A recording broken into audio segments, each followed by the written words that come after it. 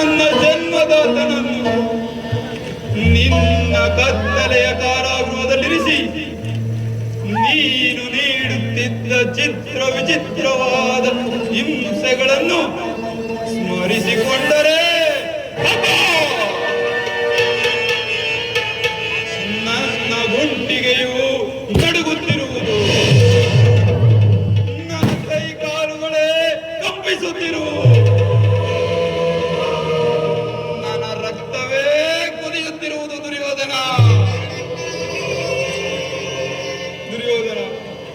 ಅಂದು ನನ್ನ ಹತಭಾಗ್ಯ ಸಹೋದರರಿಗೆ ದಿನಕ್ಕೊಂದು ಇಡಿಯನ್ನ ಒಂದೇ ಒಂದು ಒಳಲೆ ನೀರನ್ನು ಕೊಡುತ್ತಿದ್ದೆ.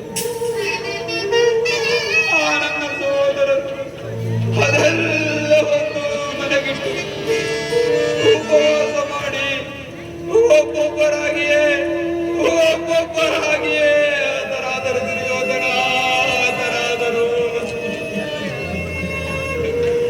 ಆ ದಾರುಣ್ಯ ದೃಶ್ಯವು ಈಗಲೂ ನನ್ನ ಸ್ಮೃತಿ ಪಟಲಗಳಿಂದಳಿಯದೆ ಉಳಿದು ನಿರಂತರ ಬಡಭಾಗ್ನಿ ಜ್ವಾಲೆಯಲ್ಲಿ ನೊಂದು ಬೆಂದು ಹೊರಗೆ